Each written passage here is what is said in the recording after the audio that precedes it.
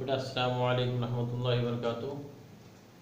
तो बेटा आज हम आपके लिए जो लेक्चर लाए हैं वो है आपका एक्सरसाइज 3.2। तो एक्सरसाइज 3.2 है और आप जो है अपनी बुक लेकर तैयार हो जाइए और अपनी बुक को अपने पास रखिए और खोलिए एक्सरसाइज 3.2। तो है क्या question, form the pair of linear equation in the following problems and find their solution graphically. ठीक है, तो इसका फर्स्ट क्वेश्चन का फर्स्ट पार्ट है।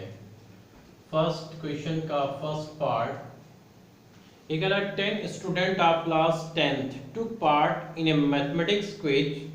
If the number of girls is 4 and more than the number of boys, find the number of boys and girls who took part in the quiz. तो इन्होंने कहा कि आपके क्लास 10th में जो student हैं boys और गर्ल्स वो टोटल में कितने हैं, 10 हैं। और ये कह रहा है कि the number of girls is 4 more then number of boys. इसका मतलब नंबर ऑफ गर्ल्स बॉयज़ से 4 क्या है, ज़्यादा है। तो इसमें लीनियर इक्वेशन ऑफ 2 वेरिएबल पहले आपको क्या करना पड़ेगा, फॉर्म करना पड़ेगा। तो हम क्या मान लें, let the number of boys, तो टोटल आपका 10 है, तो हम गर्ल्स और बॉयज़ को सेपरेटली अलग अलग मानेंगे। तो let the number of boys be x, let the number of boys be x and number of girls be y।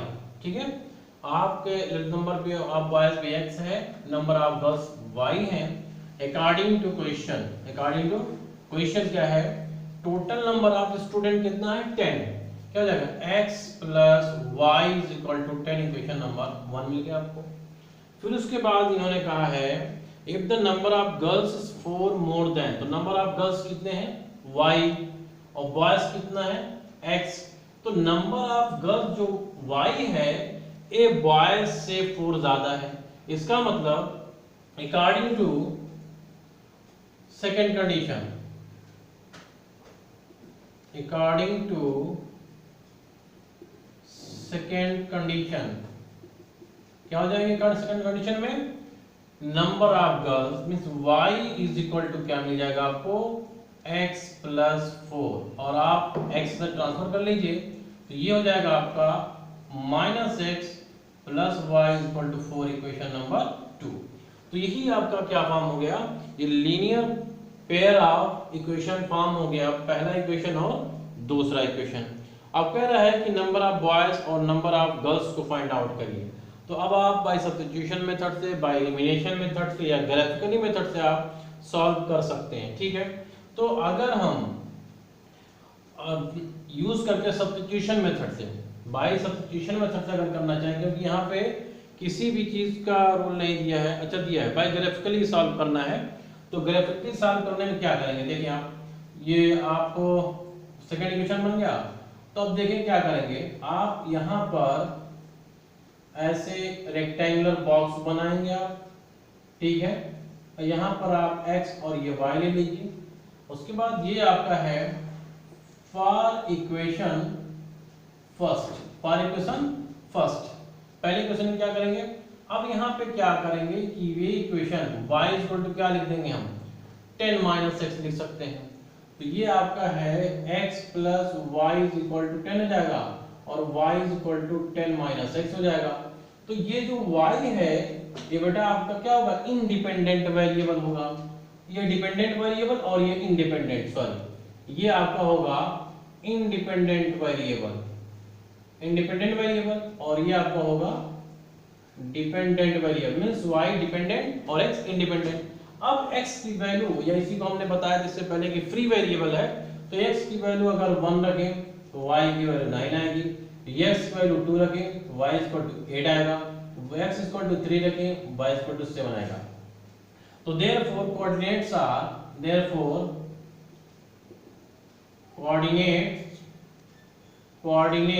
Are क्या मिल जाएगा, पहला कोऑर्डिनेट मिलेगा 1 9, दूसरा कोऑर्डिनेट मिलेगा 2 8 और तीसरा मिलेगा 3 और 7।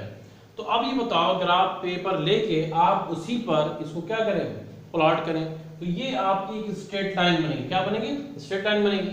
अब उसके बाद इसमें देखें, ये ऑलरेडी आपका पहला, ठीक है। अब क्या करेंगे, फॉर इक्वेशन सेकंड के लिए आपका second minus x plus y equal to 4 तो हमने निकाला है, लेकिन यहाँ पहले ही दिया है y इक्वल टू क्या है, x प्लस 4, इसको हम लिख सकते हैं, ठीक है।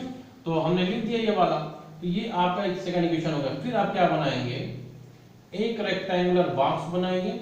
रेक्टेंगुलर बॉक्स बनाने के बाद ये आपका x, यहाँ पे y। अब क्या है, यहाँ पे x फ्री वेरिएबल है, y आपका डिपेंडेंट वेरिएबल है। x की वैल्यू क्या 1, तो y equal to 5, x equal to 2, y equal to 6 और x equal to 3, y equal to 7 हो जाएगा। तो यहाँ पर जो मिल जाएगा कोऑर्डिनेट क्या मिलेगा आपको, यहाँ पे जो बेटा कोऑर्डिनेट्स मिलेगा 1 5, ठीक है। देयरफॉर क्या मिल जाएगा, कोऑर्डिनेट्स आर, यहाँ पे ए बी सी हो गया, डी ले लो, 1 5 ई ले लो, 2 6 और एफ ले लो, 3 7। अब आप इन दोनों को प्लॉट कर दीजिए, ठीक है। जब आप प्लॉटिंग करेंगे आप, तो जब प्लॉटिंग करेंगे तो कैसे पाएंगे, आप देखें इस तरह से, तो यहाँ पर आपका 0 हो जाएगा, यहाँ पे 1, यहाँ पे 2, यहाँ पे 3 4 5 6 7 8 ले लिया आपने, ठीक है। उसके बाद y एक्सिस पे देखिए, यहाँ पे 1 2 3 4 5 6 7 और ये 8 हो जाएगा आपका, ठीक है। तो जब हो जाएगा आपका तो प्लॉट करिए 1 9, तो 1 9 आपका ये 1 और यहाँ पर बढ़ा लीजिए आप, ये 9 हो गया, ठीक है। x axis x dash y dash और ये y, ठीक, ये चीज है। तो जब प्लॉट करेंगे 1 9, तो 1 9 कहाँ पे जाएगा, 1 और 9 यहाँ पे ऐसे यहाँ पे आ जाएगा, ये कोऑर्डिनेट मिल जाएगा a, ये हो जाएगा आपका 1 और 9। उसके बाद 2 6 3 2 8, 2 8 कहाँ है, 2 यहाँ पर है, 8 यहाँ पर है, इसका मतलब कि सीध में यहाँ पे कहीं पे आएगा। अब ये आ गया आपका 2 और 8 आगे भी कोऑर्डिनेट, बस 2 ही कोऑर्डिनेट आप निकालिएगा, 2 कोऑर्डिनेट निकालिएगा, क्योंकि 2 पॉइंट आप मिला देंगे, ये और ये पॉइंट, इसको सीधा ऐसे मिला लीजिएगा, ठीक है। ये लाइन जब मिल जाएगी आपकी तो क्या करेंगे आप, अब यहाँ पे 1 5, तो 1 और 5 यहाँ पे है, तो इसका मतलब यहाँ पे जाएगा, यहाँ कट करेगा, ये आपका है A B C D point है, डी आपका 1 और 5 हो जाएगा, और ई है आपका 2 6, तो 2 यहाँ पर है, 6 यहाँ पे, तो यहाँ मीट करेगा, तो ये हो जाएगा 2 6, तो ये ई पॉइंट हो जाएगा। अब इसको आप मीट कर दीजिएगा आगे बढ़ा के, ठीक है, ऐसे मिलाएंगे तो ये आगे जाके कहीं न कहीं पॉइंट पे कट करेगा, तो वो आपका जो कोऑर्डिनेट होगा वही आपका क्या कहलाएगा, कि वो आपकी x और y की वैल्यू देगा, वही आपका नंबर ऑफ बॉयज और नंबर ऑफ गर्ल्स आ जाएंगे।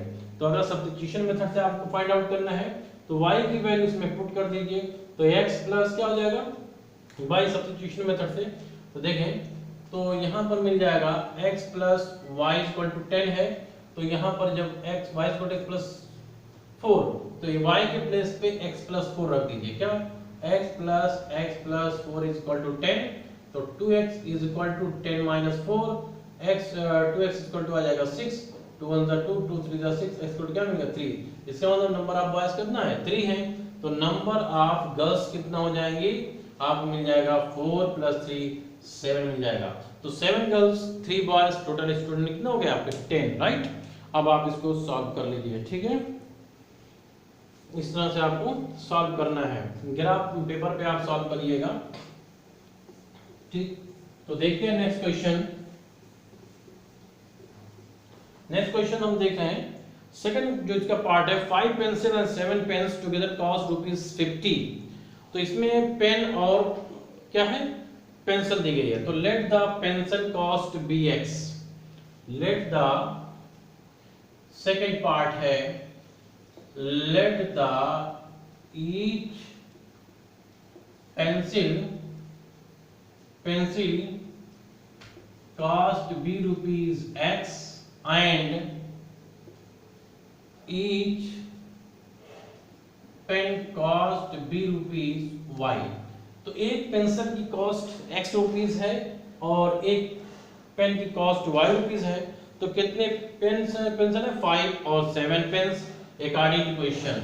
तो अकॉर्डिंग क्वेश्चन क्या हो जाएगा आपका, हो जाएगा 5 पेन है और हर एक 5 पेंसिल है और एक पेंसिल कॉस्ट x रुपीस, तो 5x प्लस, अब आप बताइए 7 पेन है और एक पेन की कॉस्ट से y है, तो नंबर ऑफ पेन से ये कॉस्ट में जो मल्टीप्लाई करेंगे तो टोटल कॉस्ट आ जाएगी, ये हो जाएगा आपका 7y और टोटल कॉस्ट कितना है 50। क्वेश्चन नंबर 1 बन गया। ठीक, तो यहाँ पे लिख सकते हैं अगेन अकॉर्डिंग टू क्वेश्चन क्या है, 7 पेंसिल है तो ये जाएगा आपका 7x और 5 पेन है तो 5y इज इक्वल टू कितना हो रहा है 46। Question number second. अब बेटा आपका इक्वेशन फर्स्ट सेकंड हमने बना दिया है, अब आपको ग्राफिकली आपको सॉल्व करना है, x और y की वैल्यू फाइंड आउट करनी है। ठीक है, तो आपको वीडियो कैसी लग रही है, अगर अच्छी लगे तो आपको कमेंट करें, ठीक है, और लाइक जरूर करें, ठीक है, और अपने दोस्तों को बताएं। अब देखिए क्वेश्चन नंबर 2। क्वेश्चन नंबर 2 जो है बहुत ही अच्छा क्वेश्चन है और हो सकता है इसमें से एक आध क्वेश्चन पूछ लिया जाए, तो हम इसको रेज करते हैं, आप लोग बता दीजिए। ठीक है, इसके आगे क्वेश्चन सॉल्व करना है, इसको बाय ग्राफिकली मेथड से ग्राफ पेपर लेके आपको on comparing the ratio a1 upon a2 comma b1 upon b2 and c1 upon c2 find out whether the lines representing the following pairs of linear equation intersect at a point of parallel or coincide। तो ये पूछ रहा है कि कौन सा pair of linear equation है जो पैरेलल लाइन को शो कर रहा है या इंटरसेक्ट कर रहा है या कोइंसिडेंट हो रहा है। ठीक है, तो क्या है नंबर 1, इसमें से आपको करना है, देखिए 5x minus 4y plus 8 is equal to 0, 7x plus 6y minus 9 is equal to 0। चलिए बताइए आप इसमें कैसे कंपेयर कराएंगे, हमने बताया पहले, आप कंपेयर करो क्या है, पहले equation a1x b1y plus c1 is equal to 0 है, a2x b2y plus c2 is equal to 0 है, तो a1 के प्लेस पे क्या है, नाउ on comparing क्या हो जाएगा, a1 is equal to 5, b1 is equal to -4, c1 is equal to 8 हो गया, a2 is equal to 7, b2 is equal to 6 और c2 is equal to -9 हो गया। ठीक है, यहाँ देखिए सब पॉजिटिव है, यहाँ पे जो नेगेटिव रहेगा, b1 is equal to -4 और c1 is equal to -9 हो गया। तो अब क्या करना है, तो हमने बताया था आपको कि अगर इंटरसेक्टिंग करा मींस पहली कंडीशन है if a1 upon a2 not equal to b1 upon b2, अगर ये कंडीशन हो रही है तब तो इंटरसेक्टिंग लाइंस होगी, क्या होगी, इंटरसेक्टिंग लाइंस होगी।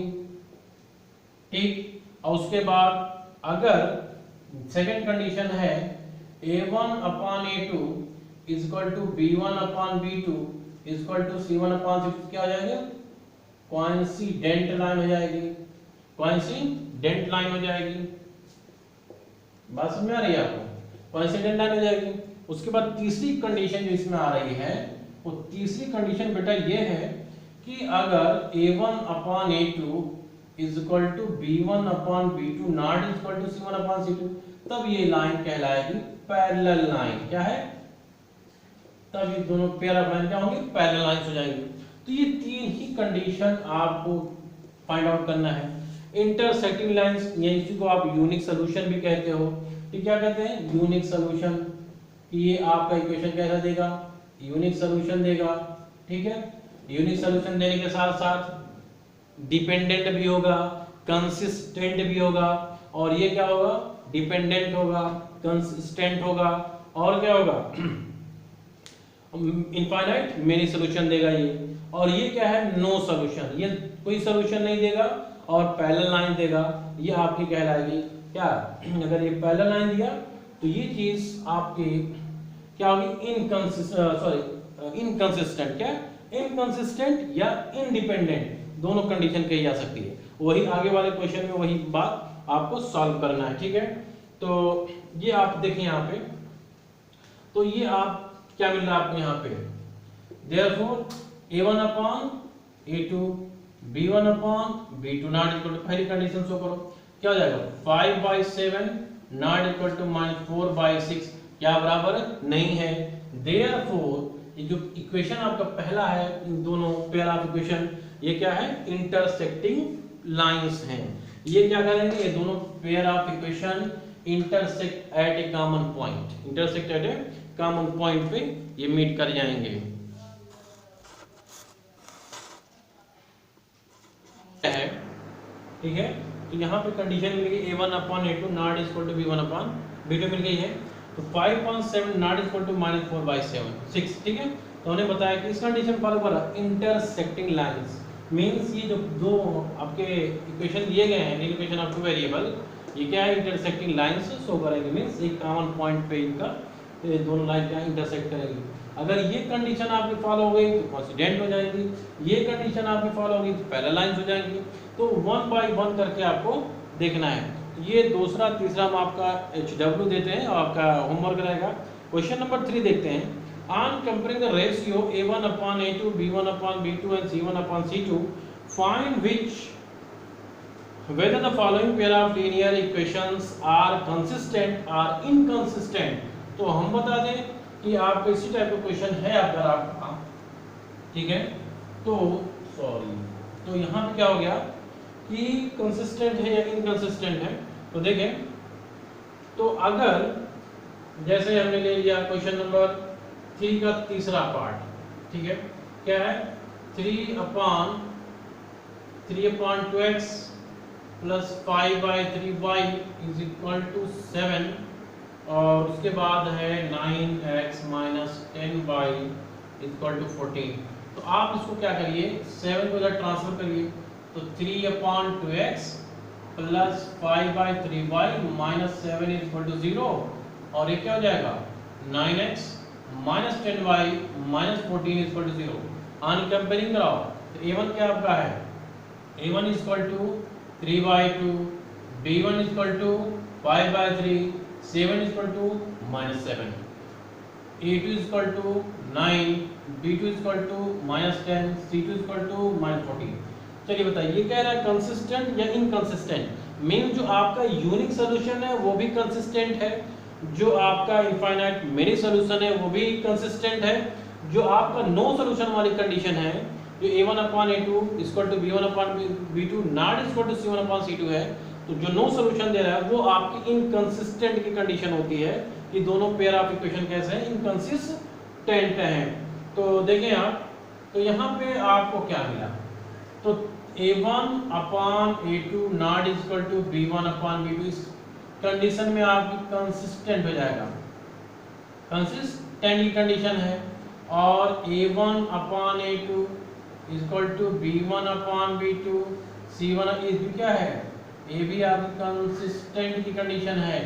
और अगर a1/a2 b1/b2 not equal to c1/c2 ये हो जाएगी इनकंसिस्टेंट की कंडीशन है, तो इनकंसिस्टेंट हो जाएगा। तो अब इसी पे आपको सॉल्व करना है। तो देखिए, तो ये आपका है 3/2 upon 9 is equal to 5/3 minus 10 और -7 अपॉन -14। तो आप यहाँ पे देखिए ये एक्सट्रीम प्रोडक्ट से मीन प्रोडक्ट क्या है, नीचे चला आएगा, ठीक है, 9/1 लिख सकते हैं। तो ये आपका मीन प्रोडक्ट, ये एक्सट्रीम प्रोडक्ट, तो 3/9 2 18 हो जाएगा, 3 1 3 3 6 18 हो जाएगा इज इक्वल टू ये आपका नीचे चला आएगा -30 हो जाएगा, 5 1 5 5 6 30 हो जाएगा, माइनस आ गया और ये आपका 7 1 7 और 7 2 14 1/2 आ गया। तो क्या मिला आपको 1/6 नॉट इक्वल टू -1/, क्या होता क्या, तो यहीं पर पहली कंडीशन मिल गई आपको। इसका मतलब ये दोनों इक्वेशन कैसे हैं, कंसिस्टेंट इक्वेशन हैं, ठीक है, कंसिस्टेंट इक्वेशन है। तो इस टाइप से आप आगे वाले सारे क्वेश्चन को आप सॉल्व करिएगा, ठीक है। नहीं समझ में आएगा आप कमेंट बॉक्स में जाके कमेंट करिएगा, सर आपको समझ नहीं आ रहा, तो बिल्कुल हम आप ही के लिए वीडियो तैयार कर रहे हैं बच्चों की, आपकी बोर्ड की प्रिपरेशन आप अच्छे तरीके से कर सकें। तो अब ये क्वेश्चन नंबर जो 4 है वो आपका which the following pair of equation are consistent या are inconsistent, if consistent obtain the solution graphically. तो उन्होंने सिंपल यहाँ पे कह दिया है कि अगर कंसिस्टेंट है तो उसी को उसकी वैल्यू बाय ग्राफिकली उस इक्वेशन को सॉल्व करिए। अगर इनकंसिस्टेंट है तो आप देख रहे हैं कि इनकंसिस्टेंट की कंडीशन में नो सॉल्यूशन है, कंसिस्टेंट की कंडीशन में जो है सब इक्वल है, इनफाइनाइट मेनी सॉल्यूशन है।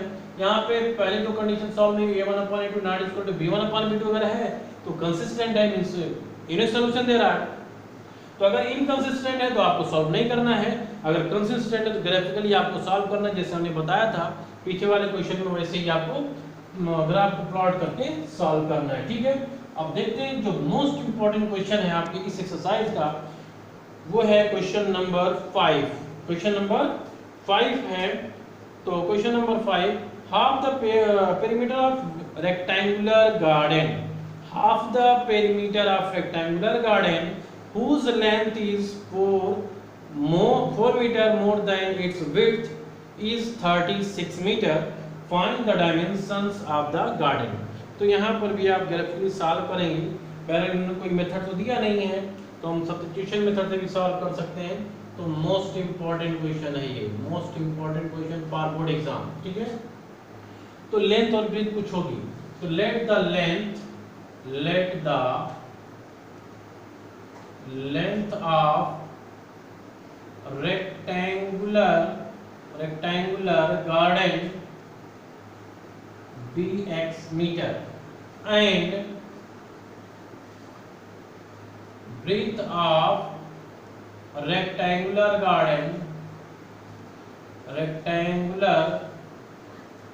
garden be y meter है। अब ये बताओ इनका पेरीमीटर क्या होगा अकॉर्डिंग क्वेश्चन।